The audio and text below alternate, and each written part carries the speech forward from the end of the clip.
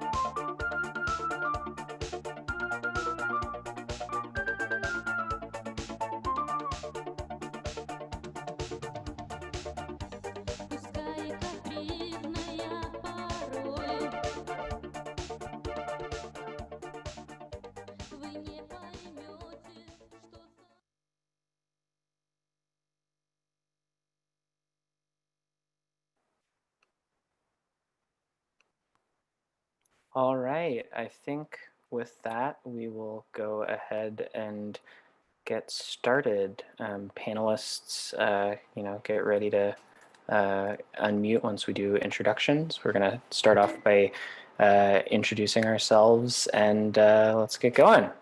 Hi everybody. My name is Sam. I will be one of your moderators and hosts for today. And then let me unmute.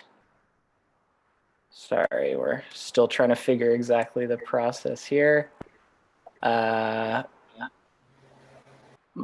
if you want to unmute yourself, are you able to do that? Hi, everyone. I'm Martin. I'm a member of DSA Emerge in New York City. I am Sam, and I am a member of Red Star San Francisco. So we find ourselves in a weird place right now. We're joining a panel over Zoom, which probably would have been how we were doing it one way or another, but Zoom has a special significance these days. It's remarkable just how much the terrain has changed in the last 5 months, from Bernie Sanders' primary loss to the COVID-19 pandemic and a national uprising against police terror in defense of Black lives. We're seeing over and over again the need for an independent mass force for and of the working classes. But seeing a need is just the first step towards actually building something to meet it. How are the lost and scattered revolutionaries of the modern left to gather for a final victory against capitalism? With this panel, the Emerge and Red Star San Francisco caucuses of the Democratic Socialists of America are hoping to provide some basic answers and approaches for the work to build the party that we need. We've gathered a really great group of folks. Myself and Marv are going to give a little bit of intro into our respective caucuses and kind of the history of this panel, and then we'll pass off to introductions. So I don't know if Marv needs to do something to unmute his video. Did I do it wrong?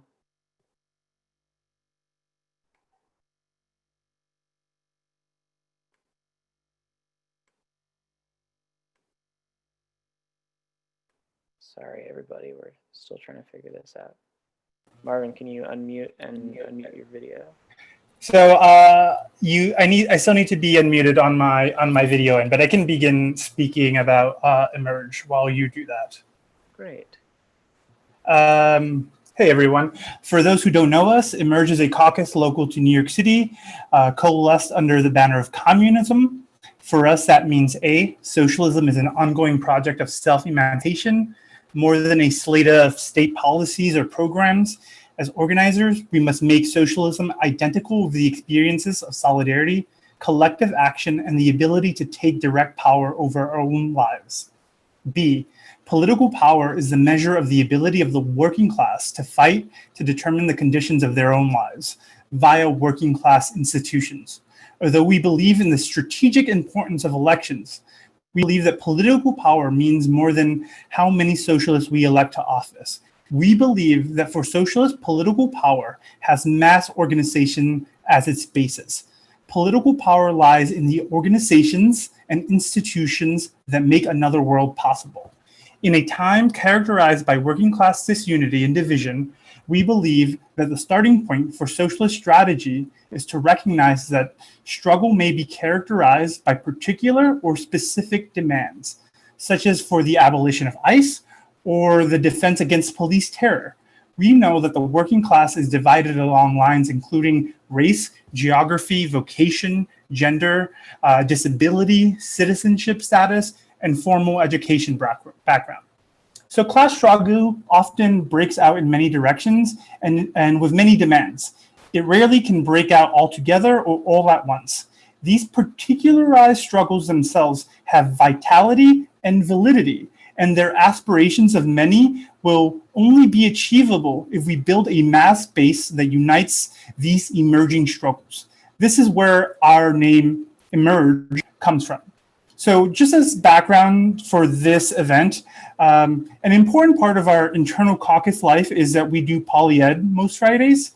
In April, we did a session on the party, where we covered a quick history of the Leninist Party, some theoretical considerations on what we may want a party to do, engagement with DSA's Democratic Party ballot line relationship, and Red Star's scene on a workers' party.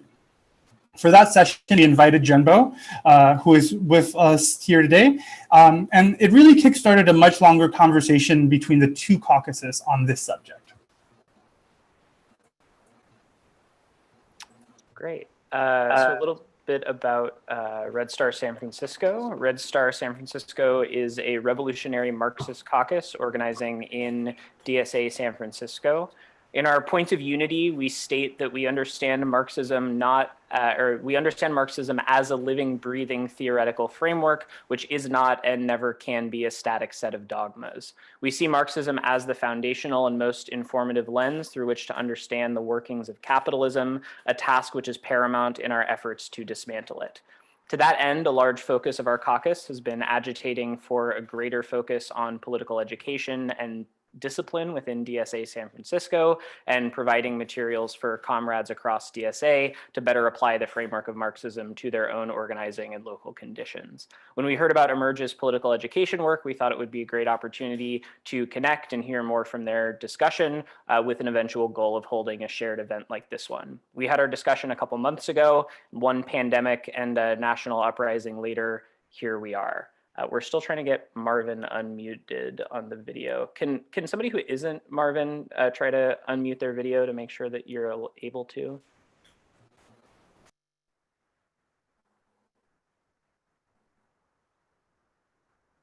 What is?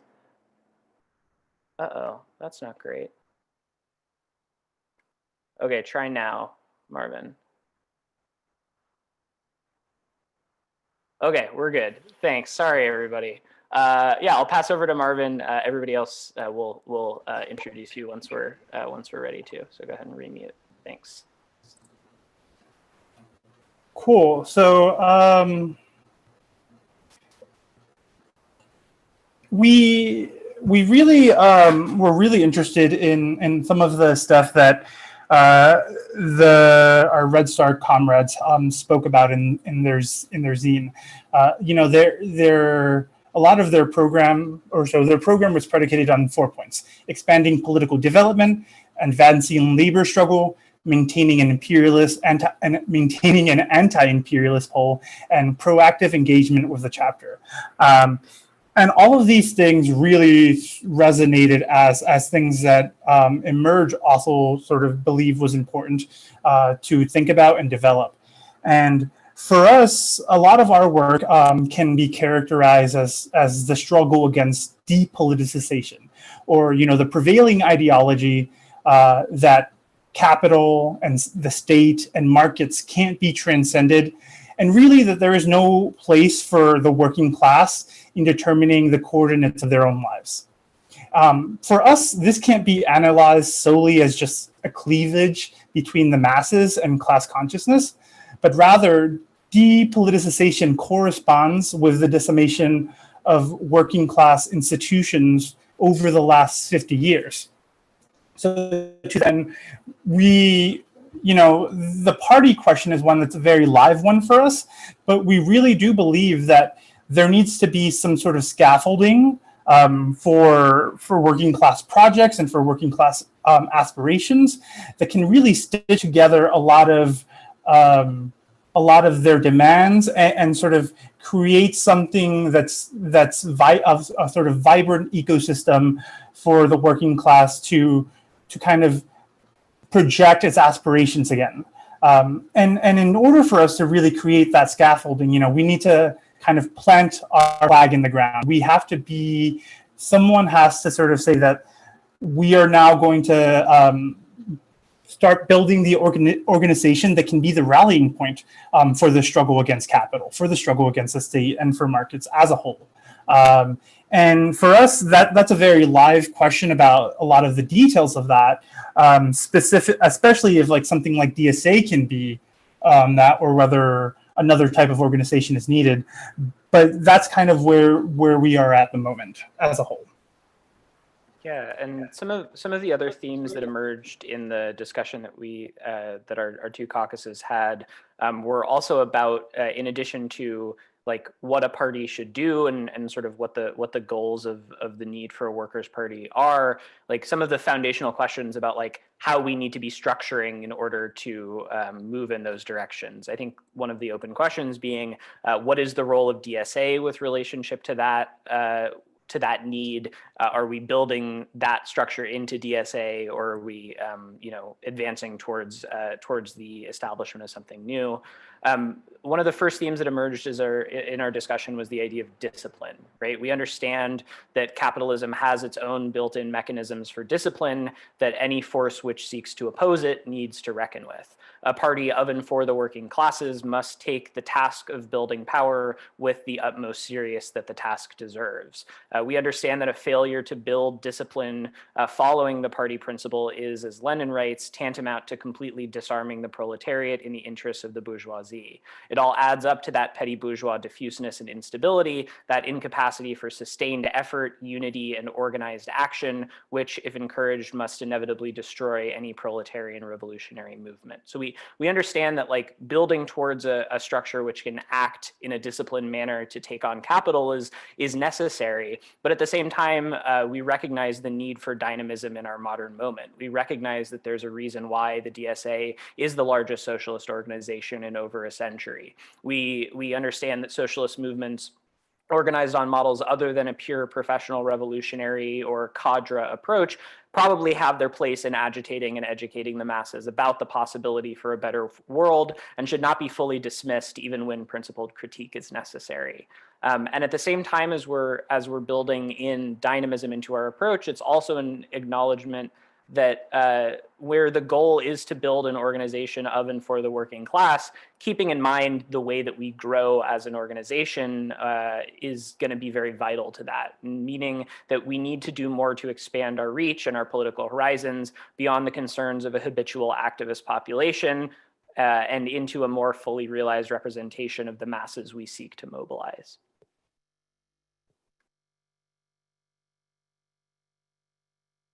So with that, we are going to kind of dive into some of these questions. We're going to do that by introducing our panelists and asking them a question right after the introduction.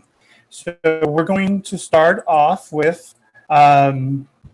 Evan is a co-chair of DSA San Francisco's Labor Organizing Committee. His work has primarily consisted of supporting workers' organizing efforts in the Bay Area. So for Evan, you wrote a piece called Revolution in the Time of COVID-19 that lays out your thoughts on a workers' organizing strategy given the pandemic situation. Could you walk through your thoughts on strategic labor organizing and how it relates to your vision for a workers' party? Yeah, thanks. Yeah, when I was writing that piece, I was trying to think through how was this new situation with, a near complete shutdown of the economy.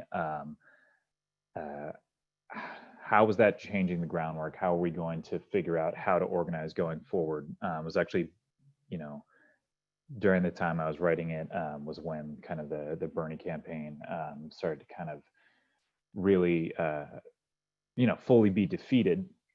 And I think it relates a lot to the question of building a party, because if we're talking about building a party, I think we're doomed to failure if we're thinking about something that has the same basic foundations as like the Democratic Party, but more left, or creating like a red-green party. So if we're talking about building something going forward that actually has the ability to challenge capital, it has to be based in an actual site of workers' struggle. And understanding how those sites have changed, how the ground has shifted underneath us, is going to be incredibly important in order to do that. And so there's a few ways that I tried to identify that are going to be important going forward.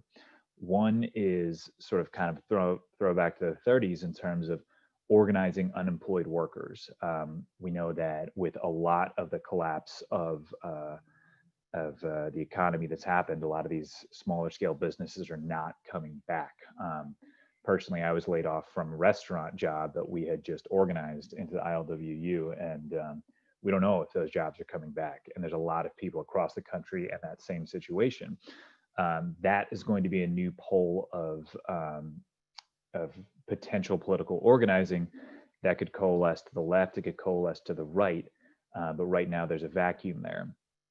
Kind of looking forward, a lot of this energy that has been sort of drained out of the economy is being reabsorbed by places like Amazon and gigantic, large-scale corporations, and we in San Francisco have been trying to work on building, direct worker organizing in smaller scale ways, because, you'd organize where you can first. But the idea is we are trying to,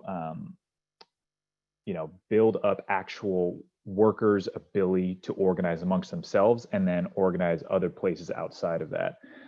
For me, I think of that as the basis for a party, and not so much like, okay, do we create some sort of different electoral formation?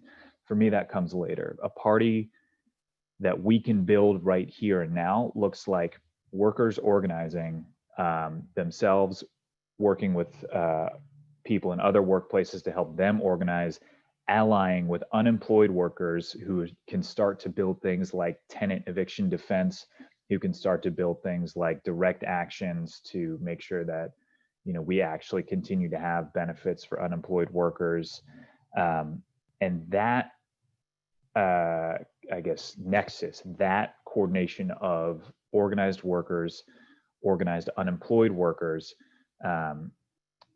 that together working with potentially people from DSA can develop that more sharp political analysis going forward. To me, that is what the basis for a new party is going to be. Thanks, Evan. So the next panelist that we'll introduce is Cheryl R. Cheryl organizes with NYC Socialist Feminists, Afrosocialists, the Emerge Caucus, and Abolition Action. She was recently appointed to the National Abolition Working Group. She organizes primarily around abolition and is very into political education and mutual aid.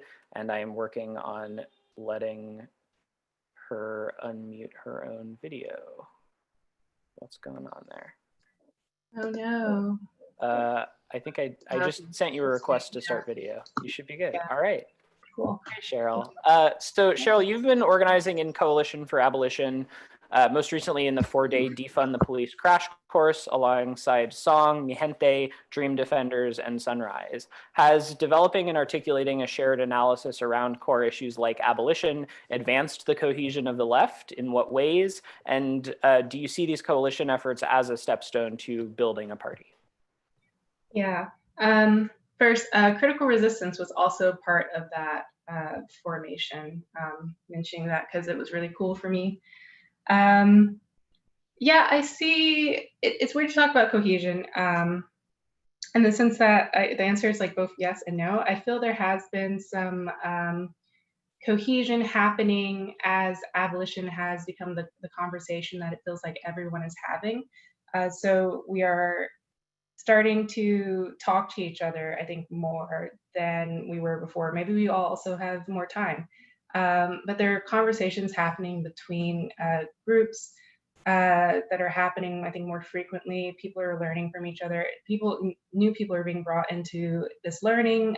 So there's starting to be this alignment, this cohesion around abolition and the role abolition plays in a communist or socialist movement, the connections between those two concepts.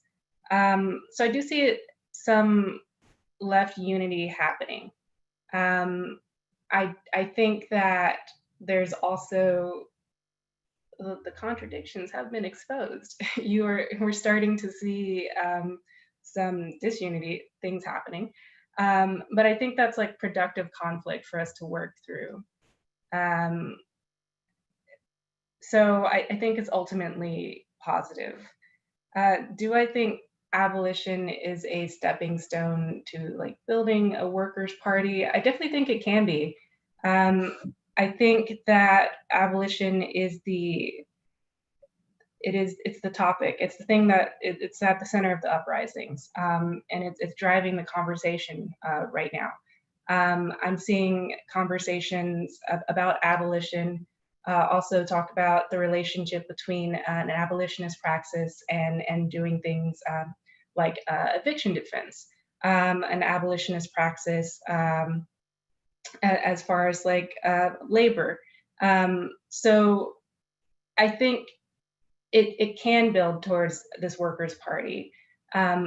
There is for example, kind of movement building with teachers and other city workers, and it's partially been driven by the pandemic, and it's, I think, partially being driven by this conversation around abolition and defunding the police and Black Lives Matter. And I think it's like likely that we could do something like a like teacher strike or a city worker strike really soon, and start bringing people, bringing more people into this struggle, into the idea of like cohering around being workers together. And that's happening partially through this conversation about abolition happening. So yeah. Thank you. Our next panelist is Rosa. Rosa is an abolitionist organizer in New York City, working to decarcerate with Free Them All for Public Health, to defund the police and destroy their unions with DSA, and in a coalition to close Rikers without building new jails. She's a member of Emerge Caucus, as well as DSA's National Abolition Working Group. Rosa, are you able to unmute your video? I can't unmute my video yet. Oh, start my video. There we go. Hi. Hi. Yeah. So the question, that we have for you is kind of going off of Cheryl's experience around coalition building. Like, to you, what does it mean to build a coalition that lasts, and how can DSA engage in coalition building that is, actively part of the work to hold it accountable? Yeah. So first, I want to say that I think it's well worth building these lasting coalitions, because on the left, we've not yet developed to a point where we can build collective discipline as one big mass or party. So we need to develop in smaller groups because of how widespread depoliticization is. And in coalition, discipline in one group can inspire discipline in another because of the clear communication, confidence, trust, and political clarity that comes from a group with strong internal discipline. So I want to talk about how we build up this internal discipline within our own groups. I think it includes clear decision-making mechanisms that everyone in the group has agreed to, processes for accountability and dealing with harm, functioning, transparent channels of communication, a good handle on membership's capacity, a rapid and emergent response system, and hopefully out of all that, the group will have made political priorities and strategies. So it's important for our own groups to have this internal discipline, but also we must be aware of the internal structures of other groups in our ecosystem and their strengths and weaknesses. And like, it should be like a red flag if all of their communication is happening on one big signal thread or something. And I think the word tonus is a useful term here. In theater, it refers to an actor's presence on stage. And this isn't a given quality. It takes practice and discipline for an actor to develop tonus. An actor's tonus allows confident communication of a character's wants and needs while having the emotional flexibility to respond to what they're given. So politically, groups with high tonus can be very muscular and technical in their structure, but slightly rigid and formal in their decision-making. Often bureaucratic unions, nonprofits can be like this, and to some extent DSA. Low tonus groups are not as structured or defined in their character, but have a lot of flexibility and responsiveness, which we see with many groups close and directly affected by emergent struggles. So I think DSA is really good at working with high tonus groups like nonprofits, but not always good at responding to emergent struggles and working with low tonus groups and that aren't fully established and have strong boundaries, but are very connected to the struggle itself. So I think we must build response systems so that DSA can be flexible and support members building trust and ultimately coalitions in these emergent struggles. But it's also important for the members doing this relationship building and investigating to not lose sight of the coalition and of the aim to eventually represent the entire collective behind them in this coalition.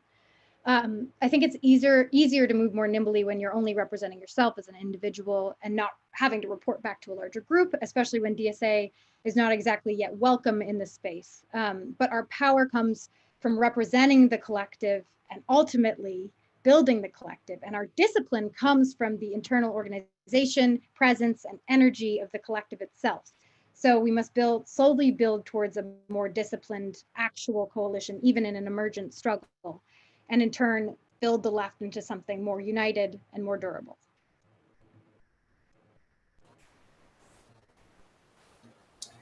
Thank you. Next, we have Jennifer B. Jennifer is on the steering committee of DSA's National Political Committee, is the co-chair of the National Political Education Committee, and a member of Red Star San Francisco. Jennifer, you have a pretty unique perspective as someone who really thinks about DSA as a national formation. What is it that DSA does well, and what does it do poorly? Hey everyone, I'm Jennifer. Everyone calls me Gemma. She, her pronouns. This question is going to get me in trouble. So let me try and answer this in the context of building towards an independent workers' party. DSA is really good at bringing in activists and organizers, and I think recently been really good at bringing in people who have never considered themselves to be political together under a common branding. It's accessible, it's Big Tent, there's like no barrier to entry at all. But I also think we're really good at radicalizing people. I don't know if we do it in like the most healthy way. I think that like people shout out like slogans of revolution, like seize the means of production. And then a couple months later, they like figure out what it actually means. But I think people are getting there. And we had like 5,000 people join the organization in June, and we had a couple thousand more in July. And these are really exciting numbers for like a growing socialist movement. But back to the word branding. So socialism in the United States, popular view is DSA, like for better or for worse. We've seen like right-wingers, like Andy No connecting us like to like communists, anarchists, and Antifa. We've been called the like political army of the Democratic Party. Any newspaper that like shouts out like socialism's on the rise, like mentions DSA. So as a national organization, we carry a pretty heavy weight. And so I think anybody who has interacted with me at all since I joined the NPC or reads what I write online knows that I think DSA fails to do on a national scale is draw a distinction between us and progressive Democratic Party politics and offer a clear alternative to people something that's not offered anywhere else. I think that the desire to build like a mass organization and to win common campaigns with non-socialist organizations, we lose a bit of ourselves and our theory of change and our theory of power. Like Medicare for all is like something everybody wants. Like everybody just wants healthcare. And so we go out, but we never like tell people as we're like door knocking, like you're not going to get it from the Democrats, you're not going to get it from Republicans, you're going to get it through like a mass workers party, you're going to get it through like collective power. It's because we leave that part out because that's not the goal of the coalition. The goal is just Medicare for all. So I think that's also hard because it's assuming that DSA's end goal is class independence from capitalist politicians, because that's who we're relying on to get us healthcare now. But I've been thinking like the way to connect this like rapidly growing mass organization and to fix our own fear of being like out and proud socialists is like by getting political clarity as an organization, building a political line together that we can point to that shows our differences from Democratic and Republican parties, and like coming to a common goal and a cohesive revolutionary strategy for organization outside of abstract socialism, which I hope includes the formation of a mass workers' party. I hope that was good. Okay, thank you. Next up, we have Julian B. Julian is co-chair of the Immigrant Rights and International Solidarity Committee, DSA San Francisco. Julian, can you talk about your experience with independent politics? What lessons have you drawn? What opportunities do you see now inside DSA for this type of work?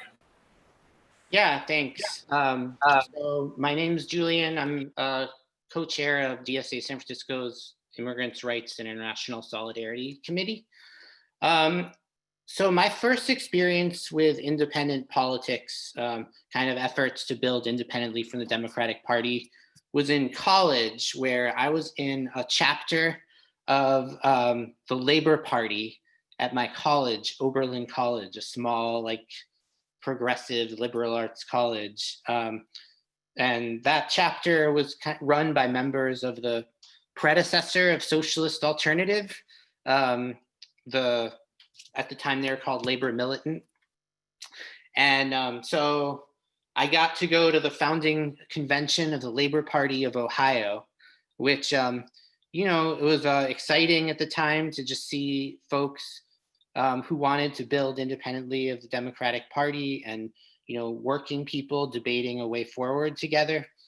You know, it was a time in the 90s when, you know, there was a lot of disillusionment with Bill Clinton, who, you know, a lot of people had put a lot of faith in after 12 years of Reagan and Bush.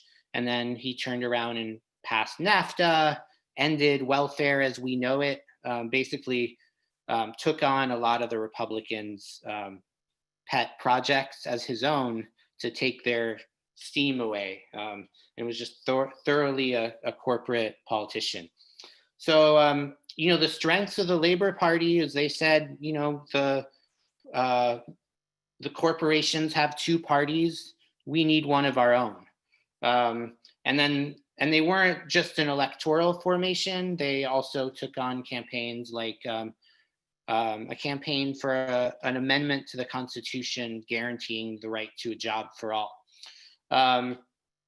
They never, and also that they were based in unions, so they had some potential power. At the same time, they never really, in many places, got beyond sort of the left labor leaders who signed on. So in a lot of places, the membership wasn't as involved. And a lot of those labor leaders saw it as a way to pressure the Democratic Party to be better.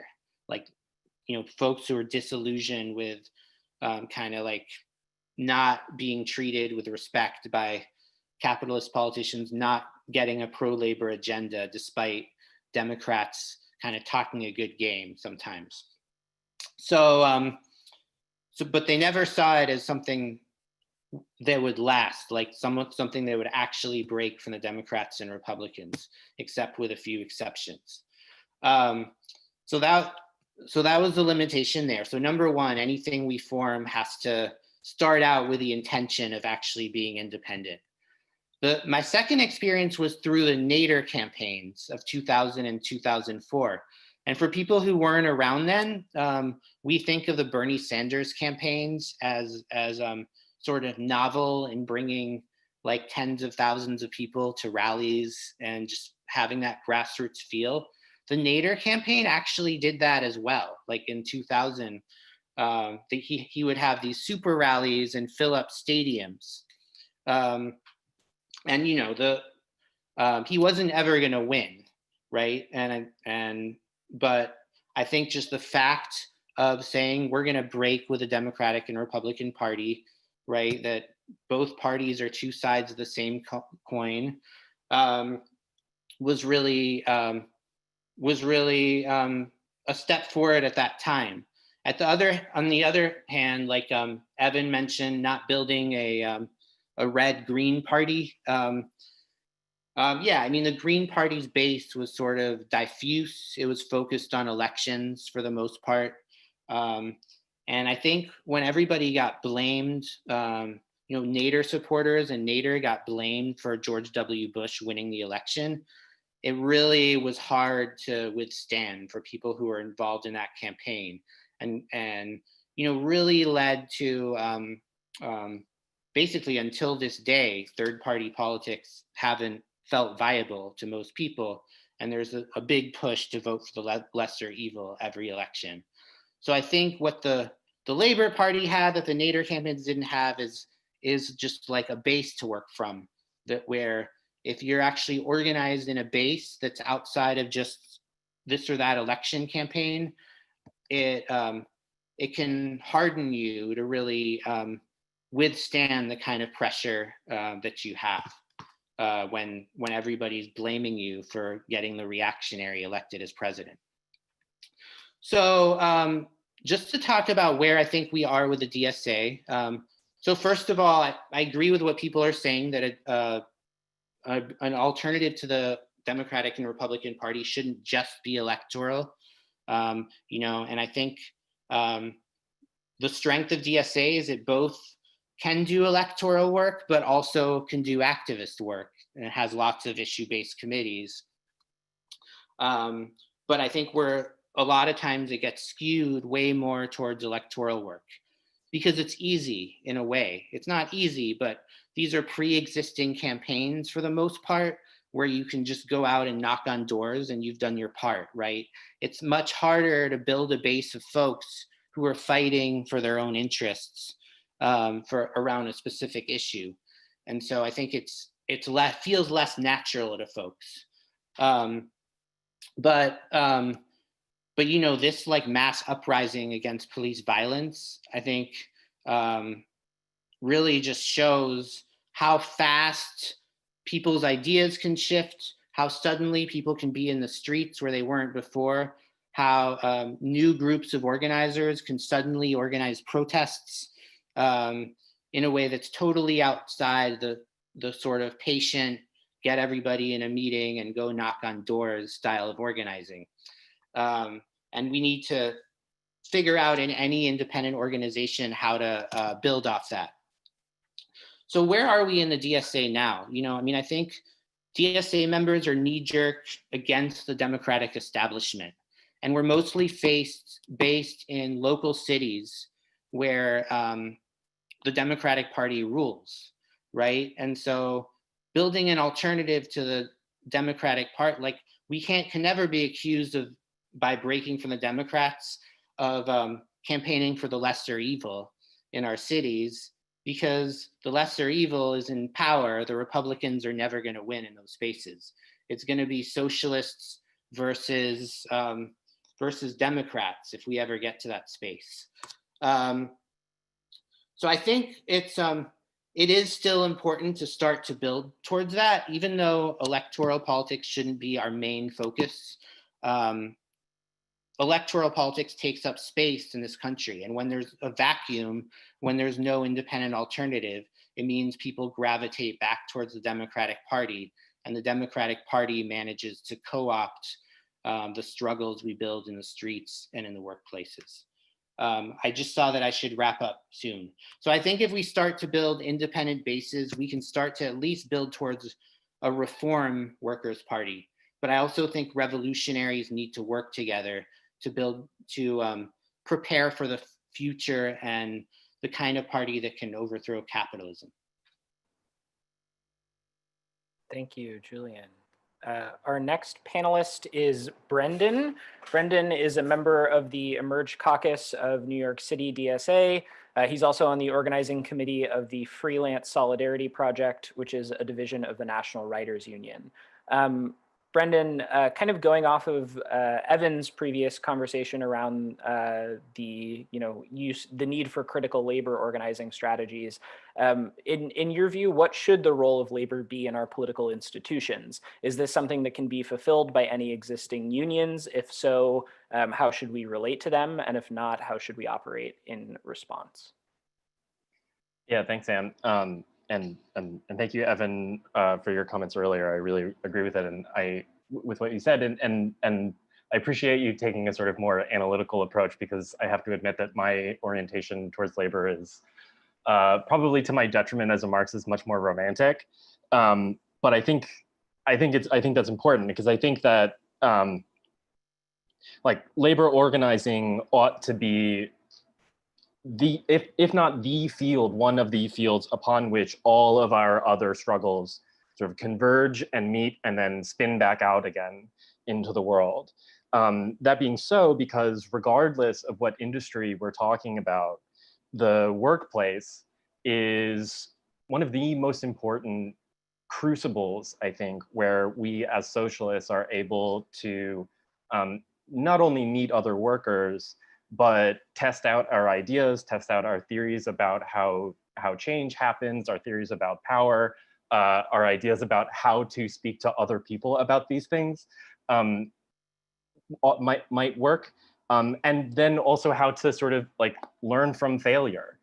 because I think that, anybody who has done any amount of labor organizing knows that you lose a lot. And that is, learning from that situation is pretty crucial. But when I say before that, I have a sort of romantic relationship to labor, I think that is because labor struggles, at least in my experience, are where many workers come to experience for themselves for the first time solidarity, which is to say, to be in collective struggle with each other, and importantly, to be a part of something larger than themselves. And so in that way, it seems to me to be the case that unions and union struggles are a kind of party in miniature. And in a kind of ideal world, we have a sort of layering of solidarity and of struggle where someone who gets to experience what it means to be in a union is then introduced to what it means to be part of the labor movement. And ideally, that is a labor movement that is oriented around a party that actually cares about it, and where it is not a junior partner, as is the case now with the Democratic Party and labor. So is this something that can be fulfilled by any existing unions? To an extent, yes, I think that it can. Unions and particularly at the local level, where shop floor organizing is not only allowed but encouraged, where workers are driving where the union is going, what it is doing. It is possible, I think, but there remains a limit and a ceiling on how far these kinds of struggles can go, which I think is where DSA and formations within it, like Red Star and Emerge, come in. I think that's where a party comes in, because I think that right now, similar to our electoral struggles, where you're sort of operating on timelines and within structures that are created by the state, in conventional labor organizing,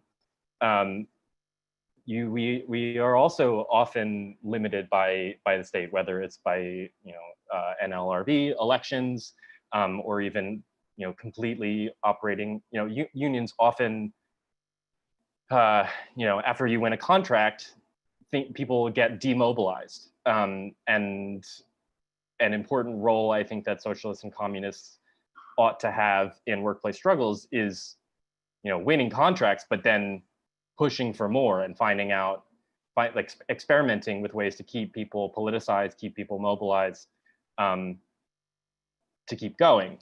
And how that fits into the party question, I think that the party is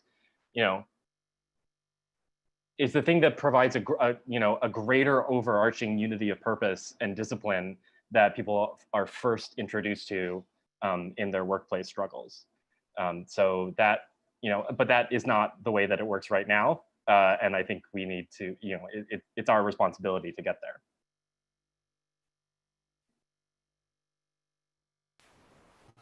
Thank you, Brendan. Next up, we have Mihail. Mihail is a member of Red Star San Francisco and currently serves on the labor working group of DSA's International Committee.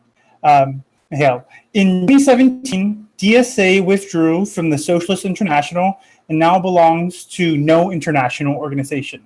Was that the correct call? Should DSA be looking to join an international or be actively building a new one? Yeah, Mihail, by the way, sorry, just gotta stick that out there.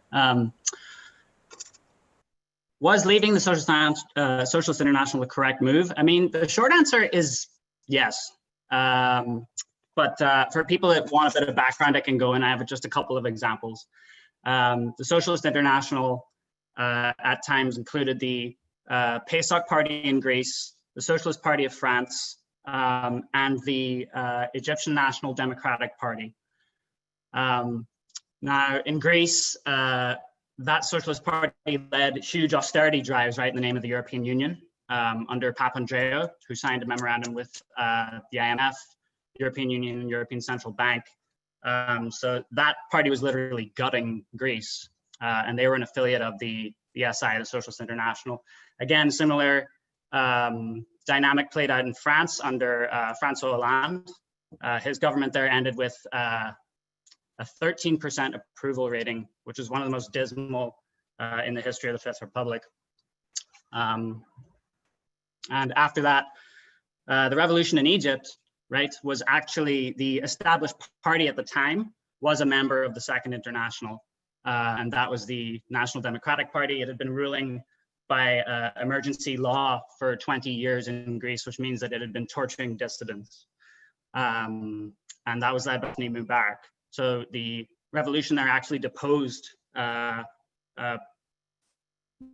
leadership of the country, which is in the Second International, the Socialist International, that is. And once the revolution there happened, the Socialist International wound up excommunicating, kicking out the Egyptian National Democratic Party, as well as the Constitutional Democratic Rally, which was the other ruling party in Tunisia that was also suppressing revolution there. So the only way to get kicked out of the Socialist International, it would seem, is to literally violently suppress an active revolution in your country.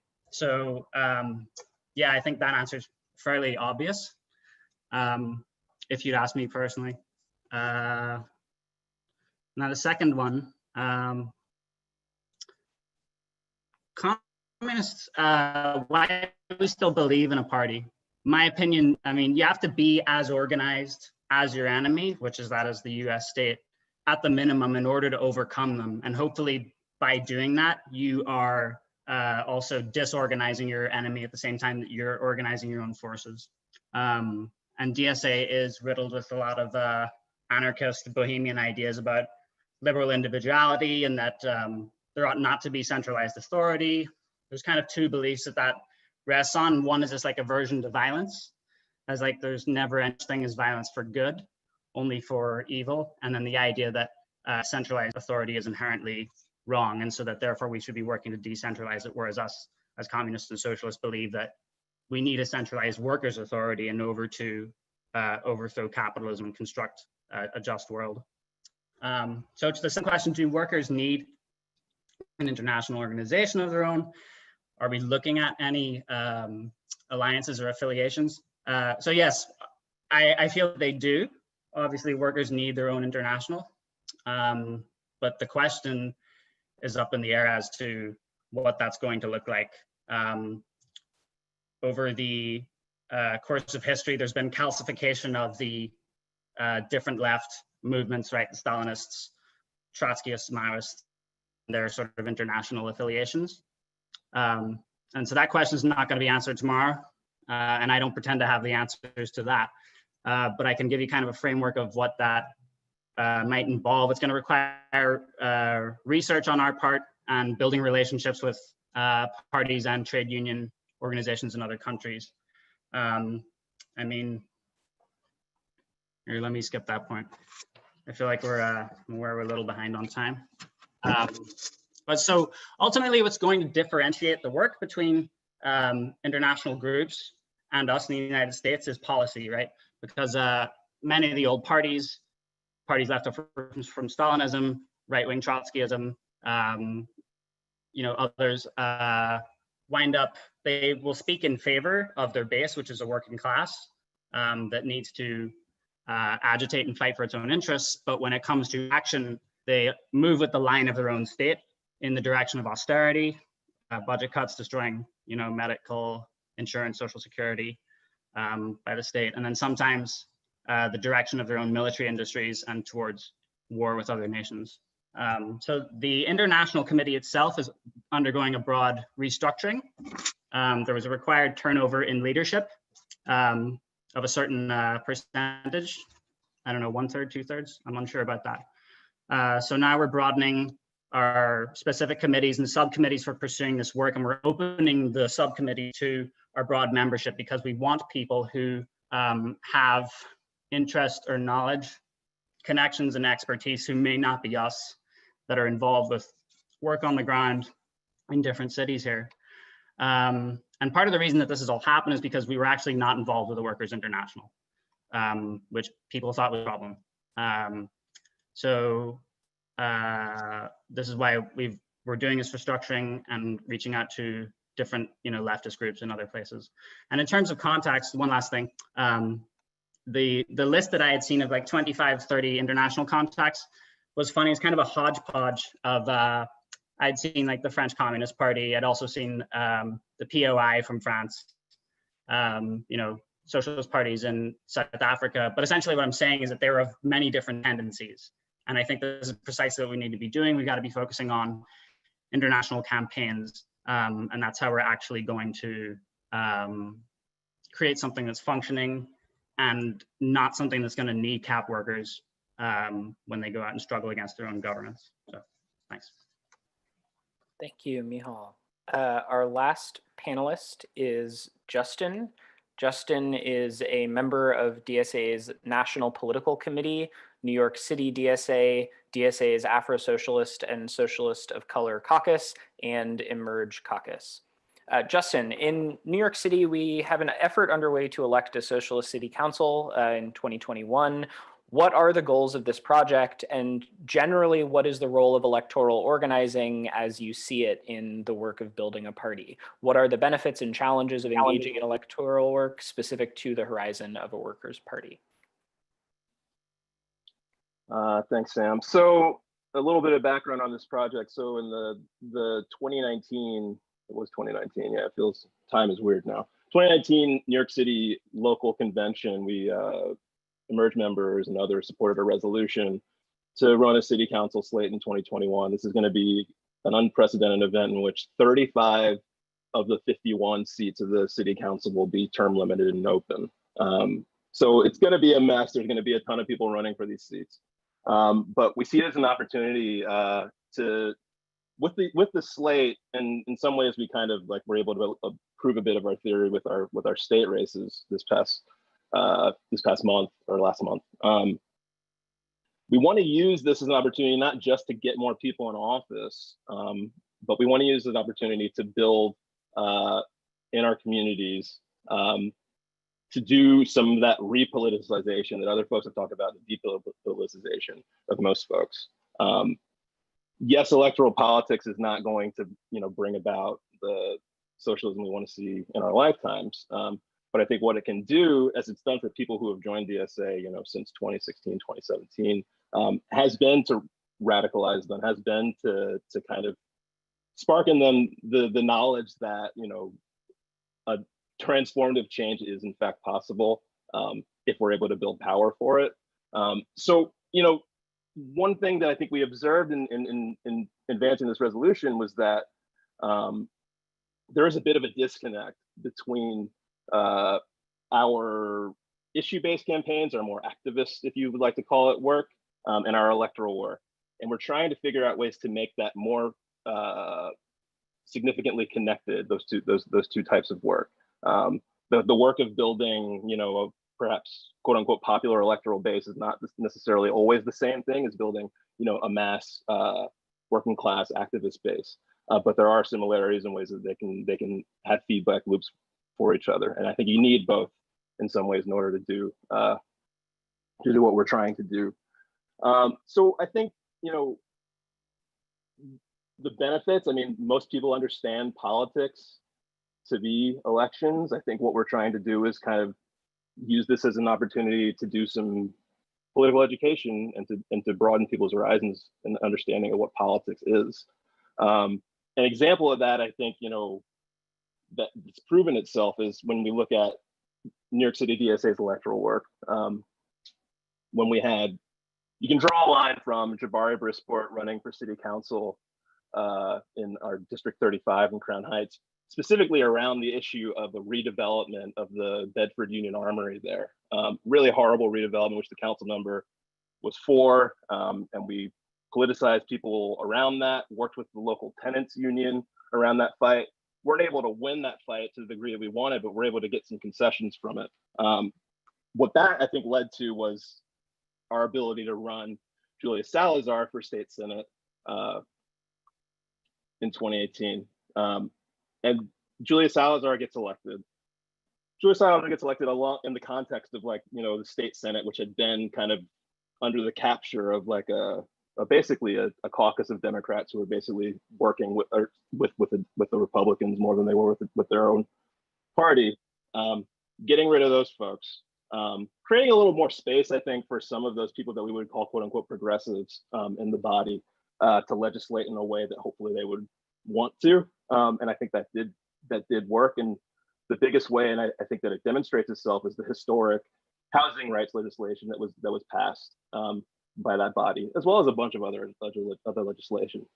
That brings us into contact with folks in the tenants' rights movement, like Marcelo Batenas, like Farris Forrest, and others, building this kind of coalition of housing justice movement folks, along with DSA. And now we have 4 more state legislatures that have been elected on this current slate, a slate that was advocating for, like, what would it be like to have a socialist slate in the state legislature.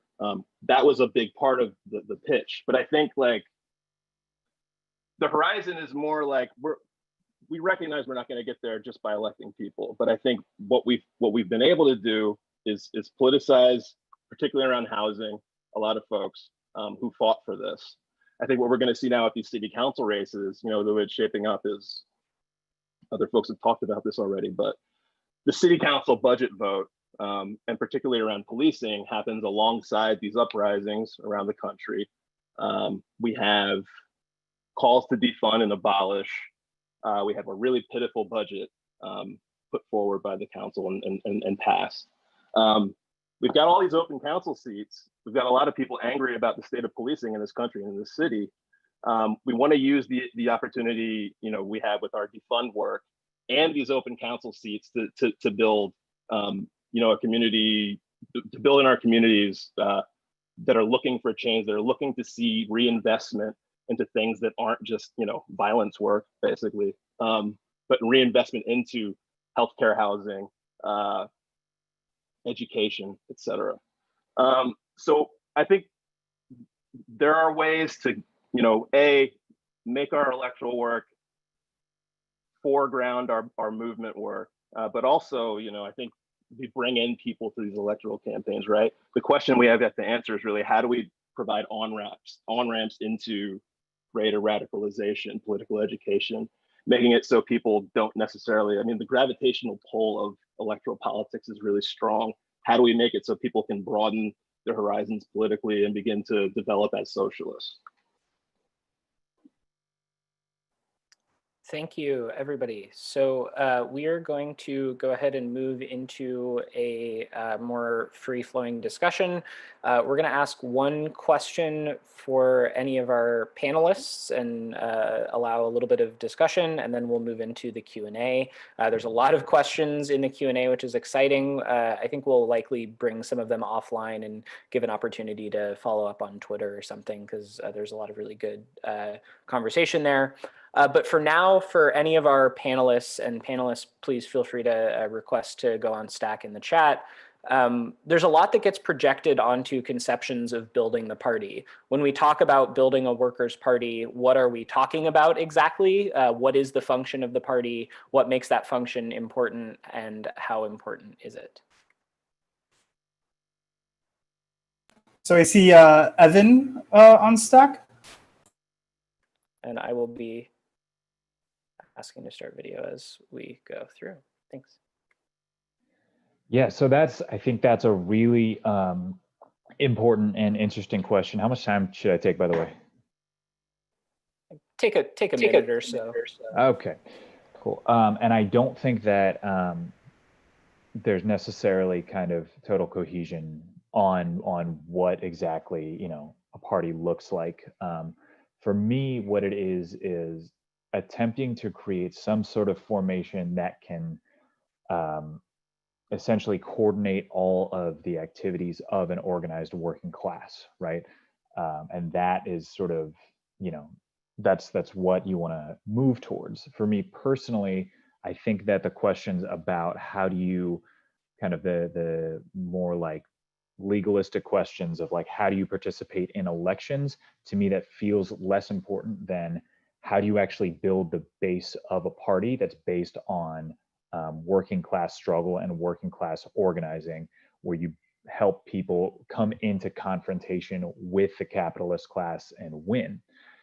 If you have that, building that base through struggle, combine that with political education that moves people in a revolutionary direction, the strategy emerges out of that. I do worry sometimes we have it backwards. We get really hung up on sort of the end point of what we want the party to look like, and forget that we actually need to build something. We need to build something where working class people are in struggle with capitalists, combine that with political education. What we need to do comes from there.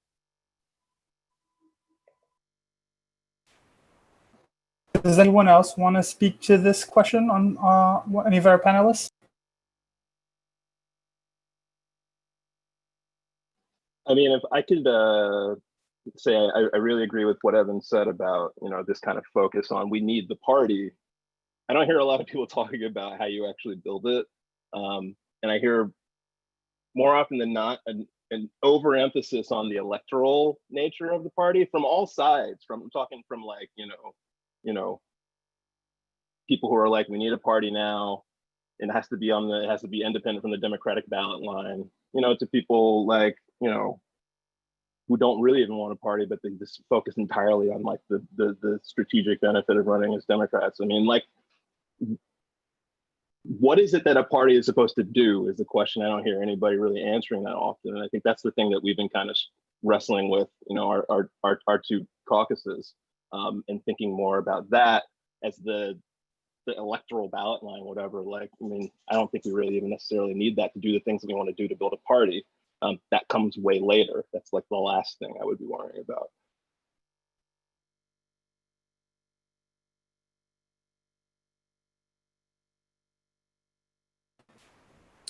Thank you. I'm gonna move on to this question. Sorry. Recently, we've seen at least one departing PC member mentioning that national work is not where they feel most able to affect change within DSA. What is the role of lobbies? What do we get from building a strong national infrastructure? What are the drawbacks? How does local work play into that analysis? So that Jenbo is a member of the NPC, as is Justin. So if y'all want to speak to that directly. Jenbo dropped off for a second. She just hopped on. Jenbo, I'll paste the question in the chat.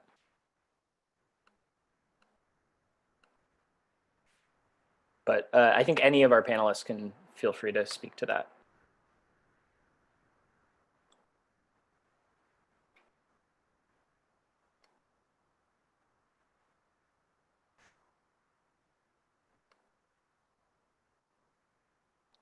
We have Cheryl.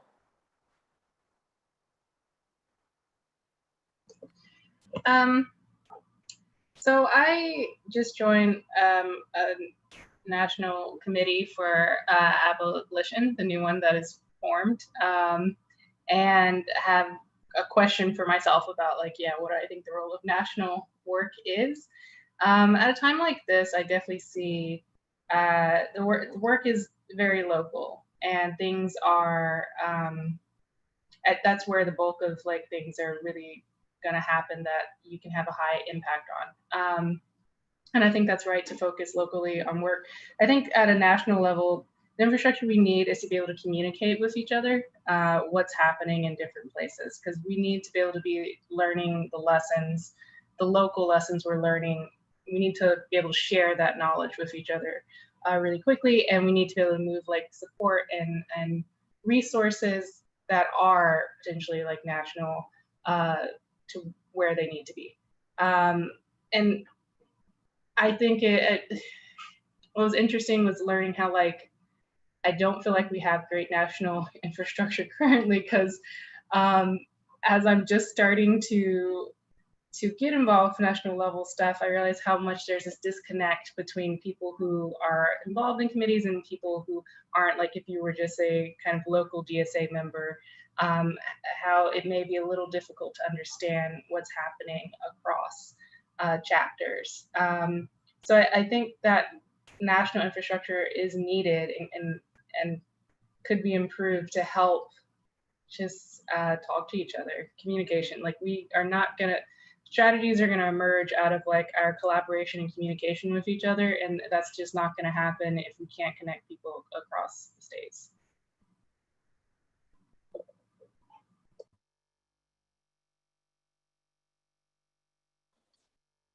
I think I was next on Stack.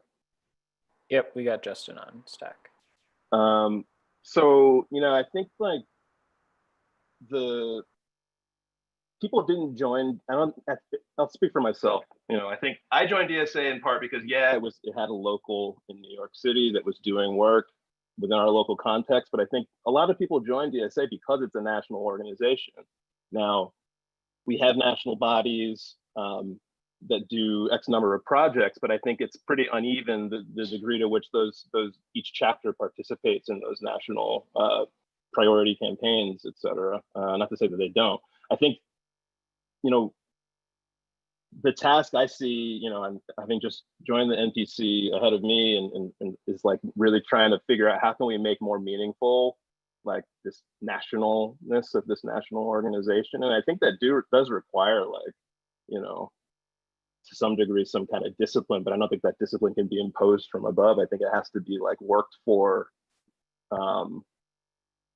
with folks to like actually get buy-in. I think there is the necessity of some kind of reorganization, because I think in many ways, many chapters, I think probably feel quite a bit of a disconnect from what is the national organization. So we have to really, really be intentional about how we build those connections with chapters. I've been getting on more and more like new member calls. I was on a at-large call. I'm going to be doing Q&A calls, trying to like, you know, just get a better sense of how where people are at around the organization nationally. But I do think it's really important that we start to like think about how can we actually make it meaningful that this is national.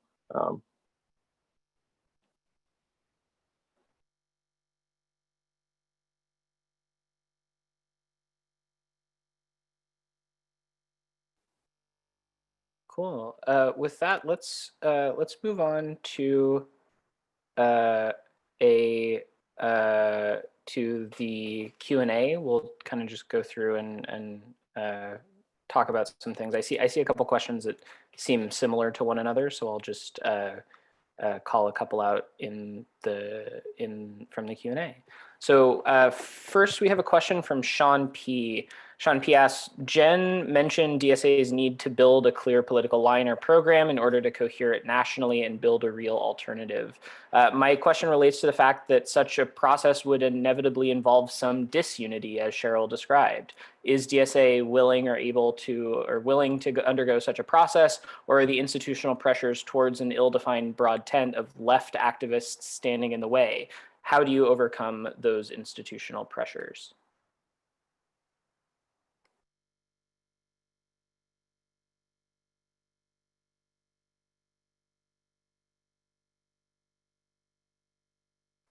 I think this is a question for anybody. Can pick that up.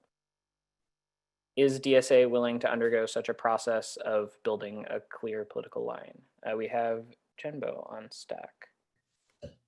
Hey, I mean, is DSA willing? I don't know, you know, how to gauge that at this point, but is it necessary? Yeah, we have to. I mean, in my opinion, as much as I love the Big Ten, I think one of the biggest failures of DSA National is that we don't have like a cohesive revolutionary strategy that guides the working class to power. And I think that we need to build that together. We need to build like a platform that we can point to. We need to build a political line together. And so we can, so I'm just not reading the chat. And I think that needs to be done. I think that we can't just keep kind of, you know, throwing things at the wall and seeing what sticks. I think that our national campaigns need to be working towards a common goal, like a 5-year goal or something, and then have all of our campaigns work towards that. I don't want it to be top down. I joke all the time on the NPC, like, I want to make the platform, but I don't want to make the platform. I want it to be something that we work on together. And I think that is actually something that we're talking about on the NPC, on how do we actually include all of these chapters in these discussions and be really, intentional about building something that is strong, because the idea of building a platform that's big tent is ridiculous to me, because it's going to be just very base level, like the capitalism bad, socialism good, and we never define it. So I think that, I don't know if DSA is ready, and I think we're going to have to do some outreach and stuff to see where people are on this, but I think it's an absolute necessary, because what are we doing if we're not building towards a common goal together? Thank you. Next we have Evan. Yeah, I think I mostly want to agree with Genbo, and then just continue to be the kind of a broken record on this, and that I think those types of disagreements and kind of clarification and I guess disagreements on what the strategy should be can be it can be fruitful and it can be worthwhile, again, if it's based on building towards an actual goal that's based in real organizing that builds working class power. If it's something that is sort of an abstract conversation that is separated from an actual base that we're trying to build, then I don't think it gets us very far. So if they work in tandem with each other, then it can be difficult, but you can build on that. If it's sort of if it's an isolated thing, I think you end up with a lot of the problems that the left has had, over the past, 50 years of just kind of factionalism that doesn't do anything. It's got to be based in that organizing.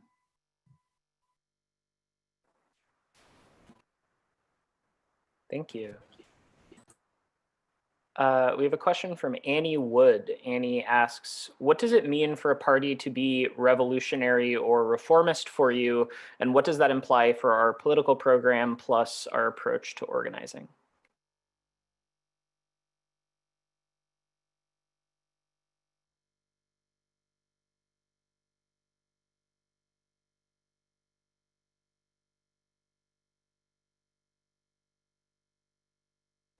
We have Julian on stack.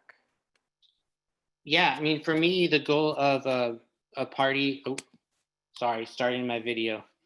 For me, the goal of a party that's actually revolutionary is that working folks and the oppressed actually have to take power through our own institutions, built through actual struggles. And the role of a party would be to help bring that together. Now, I don't necessarily see DSA as being the embryo of that party. I'm just going to be honest. I don't think we're the ones. I think it's significant that tens of thousands of us have gotten together in one organization because we want to see some kind of socialism, whether for some folks that means reforming capitalism or building socialism. I don't see this organization as building that party, but I think anything that builds mass struggle amongst working people and builds some sort of vision of a more humane society that brings us together to fight for real reforms would be a step forward and build real independence from the Democratic and Republican parties at the same time. I think we still need to get to the revolutionaries need to find a way to meet each other and organize together through this developing process and continue to put out our vision. And so I think things like this are one way to build towards that. But continuing to collaborate across cities, across states.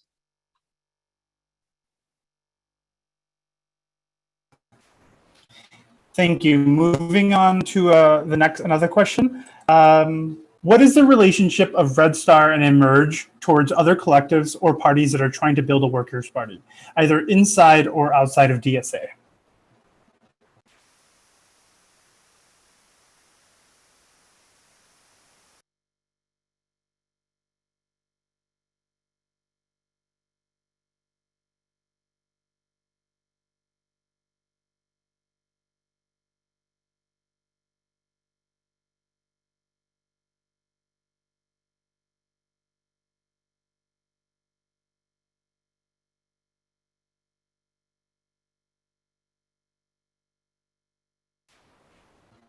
Mihal, do you want to speak about this?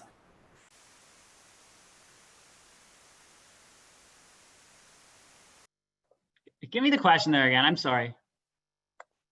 Words. The question is, what leadership of Red Star emerged towards other collectives or parties that are trying to build a party, either inside or outside of it?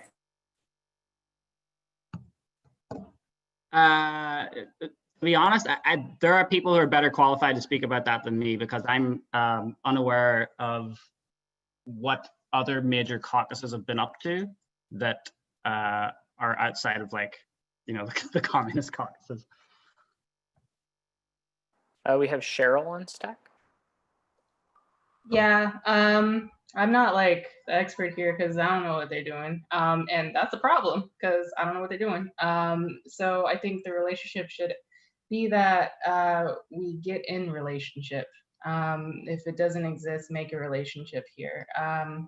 Because I know everyone wants to be the one, the leader, the people that other people are going to listen to. You're building the movement, but we've got to build it together. And so if there are other people thinking about what is a workers' party, we need to know what they're saying about it. I need to know it. I don't know it. And I think that's an important, like, first step to really getting conversation. I think also because DSA has not a great reputation outside of DSA sometimes with other groups. That's not like always our fault or whatever, you know. But just to say that these are going to be conversations that are going to have a lot of disunity and are going to be difficult, but we have to get used to productive struggle. If we can't, like, productively struggle with other people whose end goal is to dismantle this current hellscape, like, so we're all aligned on that. If we can't, like, have productive struggle with those people about what does, like, the building of this workers' party look like, what does that mean, then we aren't gonna make it. So that's what I think our relationship should be. Productive struggle together. We have Rosa on stack. Yeah, I think I just saw something in the chat just about is this coalition building at a theoretical stage, and I don't think so, and I think we're selling ourselves short, and we do have some idea of what other groups are doing. Like, I feel like I actually have a pretty good idea, at least in New York, in the ecosystem of New York, and I feel like at this point in time, a lot of our work is to sort of see how we can fit in and how we can work together and where within that ecosystem we fit in. And because I think some groups, because of the boundaries that they've created for themselves and the demands that they have and where they engage in struggle, have more freedom to do things that DSA might not be able to do. So it's very useful to be in coalition with them and with others that are doing other things. So I think at this point in time, it's like we do have to get to know these groups much better and also encourage, like, I think, development across the board in terms of getting really clear, everyone getting much more clear about what it is we're fighting for and where we can have collective targets. And also developing ways to work together a little bit along the lines of what I was talking about earlier about being flexible in emergent struggle and being able to move quickly into communication. And, like, I do think, like, sometimes, like, especially now when we're all online and everything all the time, the actual platforms that we're using on our phone, like Signal, like Discord, all of that, like, thinking those through really actually matters because it expands and affects everything that we're doing.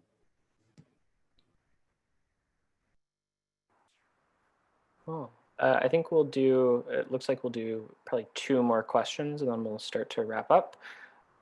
So our next question comes from Alex. Alex, are you making a collective sum up of previous significant movements towards socialism to have their successes and failures inform your proposals, or are you learning from history in ad hoc ways?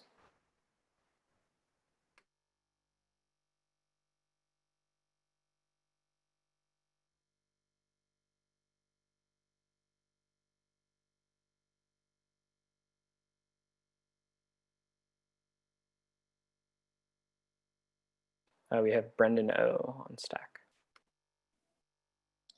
Yeah, this is a great question. I mean, I think we would love to be able to pause all of the history that is happening right now and learn about all of the history that has already happened and then start history again so that we don't make any mistakes. Unfortunately, that's not how things work. So I think that at least in Emerge, we're sort of, you know, trying to balance, you know, learning as we're going. And also, as I think Marvin maybe mentioned before, you know, we do pretty intense political education sessions every Friday on a weekly basis, and you know, that's informed by the particular organizing projects that we're working on, by, you know, struggles that are breaking out in New York City and around the country, and often those sessions have a pretty explicit historical dimension. So to the extent that it's possible that we are not learning in an ad hoc way, I think we try not to. But to a certain extent, like, you know, to a certain extent we're forced to. And part of the way that we organize is like being open to that and not seeing that as a weakness, but as an opportunity.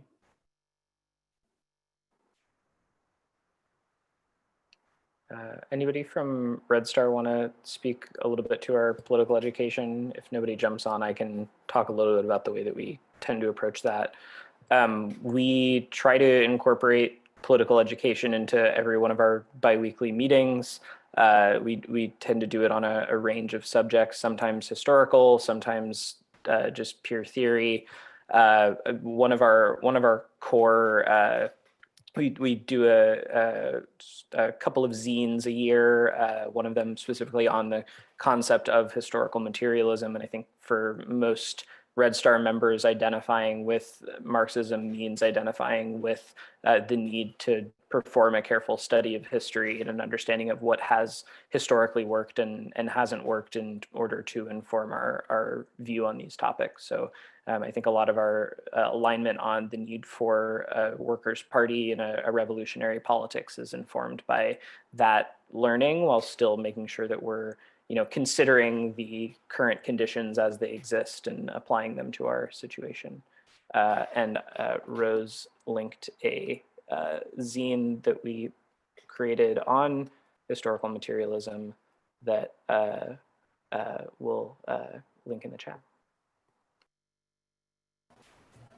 So I think we're going to move on to our last question before, and this is from Ben Radicchio. Why are Red Star and Emerge local caucuses? Is there any movement toward a national caucus of revolutionary-minded people within the SA?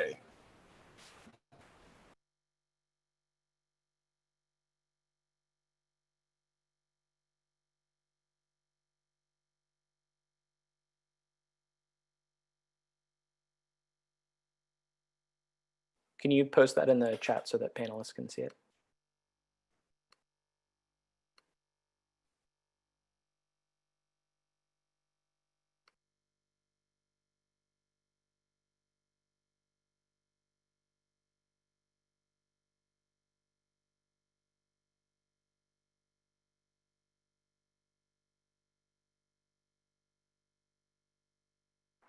We have Justin. Evan. Oh, Justin, and then Evan. I mean, I think in the case of Emerge, we formed, you know, in a response to what we saw as, you know, certain dominant tendencies within our chapter and the desire for people who maybe needed the space to develop their own politics that they didn't see elsewhere, and to do the kind of work that we wanted to do locally. We organized together in our specific context, and we felt like the best thing to do was to figure out how we can best do that with our given politics. I mean, that's not to say we don't think national is important. I mean, I'm on the National Political Committee. We have, members on the International Committee and national working groups. And I think going forward, I think it's important. We've seen success as a local caucus in developing our politics. I think Red Star could say the same. I think it's important that if other folks that don't necessarily see space for themselves in the national caucuses want to develop as a group, they should do so locally. But I think it's also incumbent upon us to talk to each other and to work together in what way we can within the context of the national organization to make this the organization that we want it to be. And yeah, we can work with the other national caucuses too. I mean, we've had conversations with CPN. We talked to Bread and Roses. Talk to County Caucus, but I think we're trying to develop a way for these local caucuses that have some affinity and alignment to work together more. I think maybe Evan could talk a little bit about that. Cool. We have Evan on the stack. Yeah, so I was going to say, one of the inciting incidents of Red Star forming as a local formation was there was a nationwide caucus that sort of had a similar political orientation called the Refoundation Caucus that predated our caucus that didn't last. I won't get into details. And for me, I think that a lot of it just has to do with the fact that organizing in DSA happens at the chapter level. For the most part, there's coordination that I think tends to happen at the national level, but in terms of the actual kind of organizing structures that get built, what I've seen is that it happens locally. So in terms of how to sort of develop politically, I think it makes sense that it starts in that way. We've definitely started to make some moves towards having coordination, having communication, and putting out some publications between a lot of these caucuses nationally.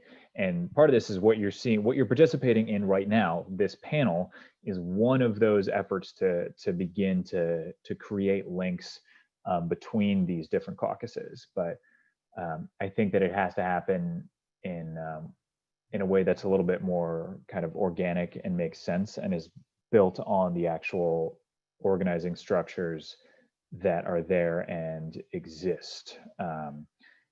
And to me, that's what will make it stronger. Because again, I do think it's got to be rooted in whatever the organizing is that's happening on the ground, and then can be built up from there. So the question for us, or the challenge for us rather, is to continue to do both of these things, and they need each other to happen effectively. Cool. And with that, I'll pass off to Mihal to wrap us up on this question.